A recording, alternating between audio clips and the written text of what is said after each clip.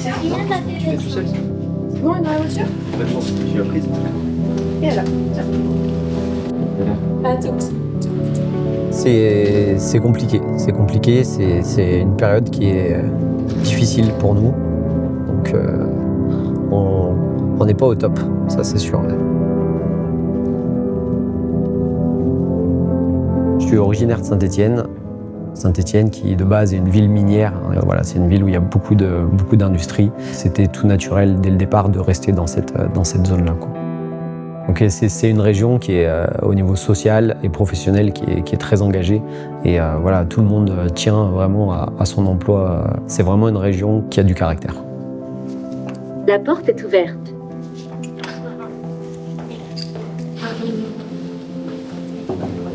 Salut. Ça va? Ça va? Ça va et toi? Ça va, merci. Je m'appelle Kevin Ballan, je suis directeur général d'Aromé Liquide. Alors, Aromé Liquide, c'est une société de cigarettes électroniques qui a été fondée en 2012 par Julien Argaud. Julien, c'était un gros fumeur, un très gros fumeur, quasiment 2 paquets par jour.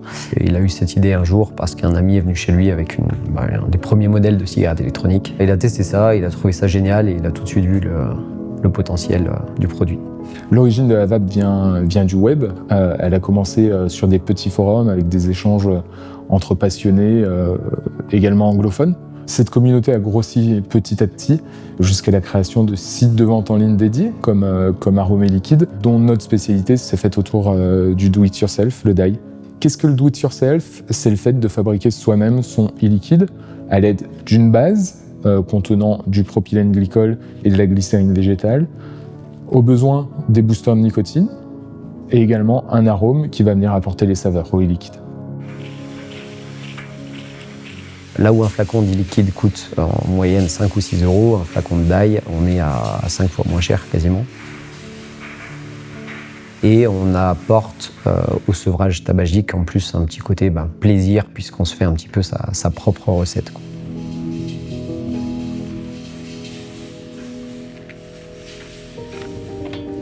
Donc avec Julien, en fait, on s'est rencontrés dans une boîte d'informatique. J'étais son stagiaire. Tout de suite, en fait, ça a matché. On avait exactement les mêmes centres d'intérêt, on aimait les mêmes choses, les mêmes musiques. Lui, à ce côté, il fonce et on voit après. Et moi, je suis totalement l'inverse, en fait. Je suis beaucoup plus réfléchi, j'ai tendance à freiner. C'était complémentaire. Donc, quand il a monté Aromé Liquide, quelques temps après, il s'est tourné vers moi pour le rejoindre dans l'aventure. Et puis j'ai fait un petit peu tous les postes chez Aromé Liquide. Je suis monté en échelon dans la société et j'en ai pris la direction il y a quelques années. Revérifie quand même tout, s'il y a un problème, tu l'entoures et tu vois avec ça. Tu sais s'il y en a d'autres que tu as Non, c'est bon, le reste. Il en reste 149 à préparer, on aura terminé, on aura terminé à temps. Ouais, vu les nouvelles commandes qui sont tombées, on n'aura pas de difficulté pour faire un peu d'inventaire tout à l'heure? Non, ça va le faire. Ok. Bon, allez. Ça fait 5 ans que je travaille ici et ça s'est toujours bien passé. Il y a une bonne équipe, des bons chefs, une bonne ambiance. Tous les jours, je fais à peu près 10 km, voire plus. Ça dépend s'il y a beaucoup de commandes ou pas. C'est toujours bien de vouloir arrêter de fumer et si ça peut aider, je trouve que c'est une bonne solution.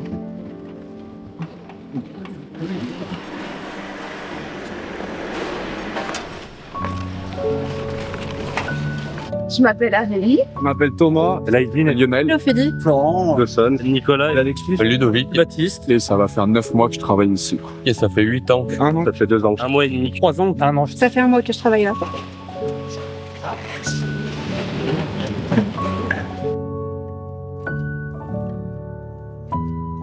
Aujourd'hui, chez Aromé Liquide, on est à peu près 45 personnes.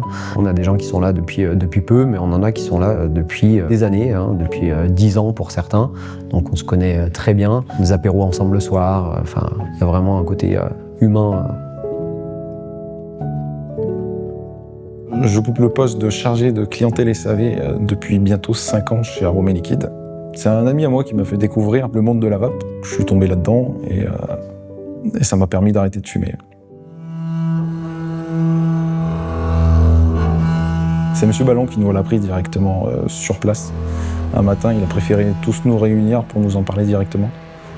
Il nous a annoncé ça. On a vu qu'il était assez ému, on l'a tous été également. parce que derrière, ça implique pas mal de problèmes.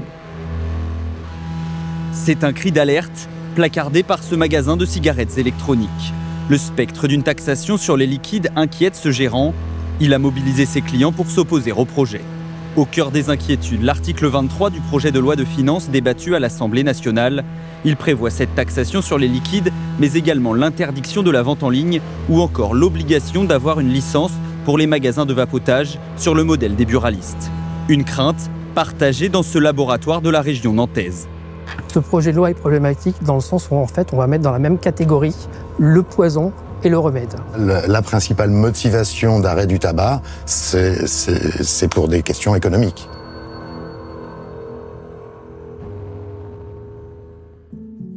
Je l'ai annoncé un matin, je l'avais appris la veille au soir. J'ai décidé d'y aller, de dire les choses.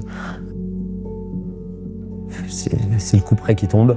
Donc l'interdiction de vente en ligne, c'est la grosse claque, puisque pour nous, il n'y a pas d'échappatoire. Juillet 2026, c'est fermeture de la société.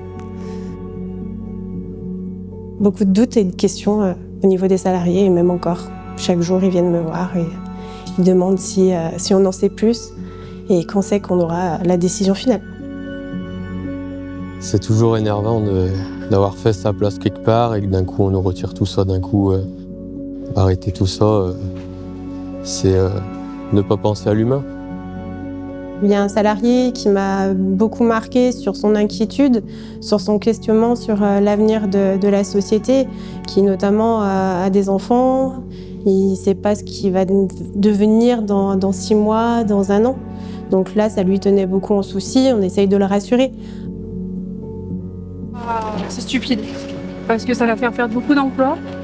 Les personnes qui vont vouloir acheter vont soit aller hors France, donc dans tous les cas, la France va perdre de l'argent, et les personnes vont venir y acheter ailleurs.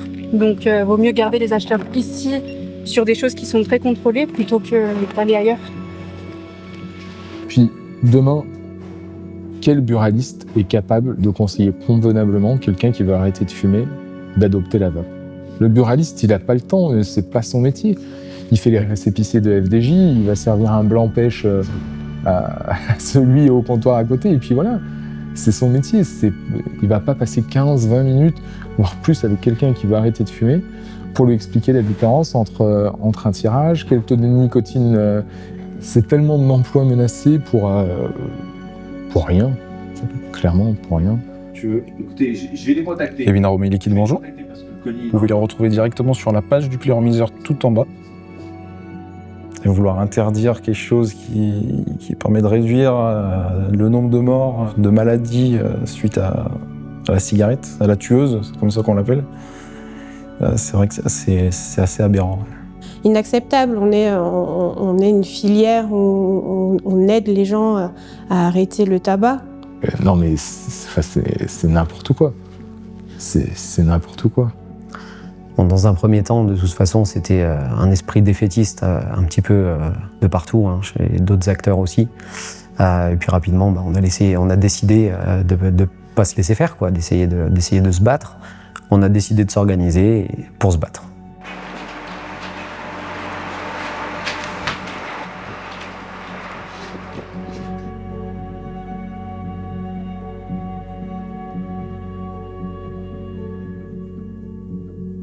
On mène toutes les actions qu'on peut, d'ores et déjà. On va rien lâcher, on va se battre jusqu'au bout avec l'ensemble de la filière, avec la FIVAP. Il y a déjà des mobilisations qui sont en cours un peu partout dans la France. Tous les acteurs de la VAP se sont mobilisés. Il y a des sollicitations de tous les députés et de tous les sénateurs, des échanges avec eux. Des retours positifs par moment, négatifs à d'autres moments. Donc on fera tout ce qu'on peut pour essayer de nous sauver, de vous sauver. Et là, avec cet article 23, c'est pas des bâtons qu'on nous met dans les roues comme d'habitude, c'est une mise à mort, tout simplement, de la filière de la cigarette électronique. Montrez vos pancartes, tournez-les du bon côté, montrez-leur.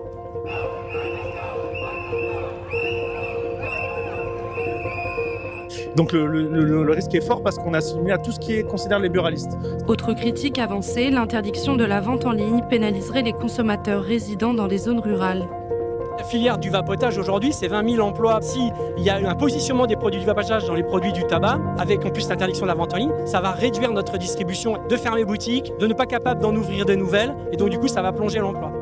Quand on rencontre quelqu'un et qu'il nous demande ce qu'on fait comme métier, on a une petite appréhension à lui dire qu'on travaille dans la cigarette électronique parce qu'on sait qu'on part dans des explications qui vont durer 20 minutes alors que c'est un produit qui s'oppose totalement au tabac. D'ailleurs, la majorité des entreprises qui ont été créées dans la cigarette électronique, c'était par des anciens fumeurs qui ont réussi à s'en sortir, qui ont cru au produit et qui ont voulu en faire bénéficier d'autres fumeurs. Là, de toute façon, ce qu'il faut faire, la seule solution, il n'y en a pas d'autre, c'est simplement de retirer l'article 23 du PLF. Il n'y a pas de débat. Vaper sauve des vies, tout simplement. Vaper n'est pas fumer. Notre métier, c'est d'aider les fumeurs à s'éloigner du tabac. Au-delà de l'entreprise, il y a avant tout un côté humain là-dedans, puisqu'on parle d'emploi, on parle de 45 emplois chez nous, mais de plus de 20 000 en France. Voilà, on a des salariés qui sont inquiets, qui nous questionnent toutes les semaines, si ce n'est pas tous les jours pour certains, pour savoir si on a des nouvelles, savoir si on sait ce qui va se passer, si on a des solutions de repli, parce que voilà, ils n'ont pas envie ils ont pas envie que l'aventure s'arrête là, mais ils n'ont pas envie de quitter la société. Ils se sentent bien ici et on a envie de continuer ensemble, quoi.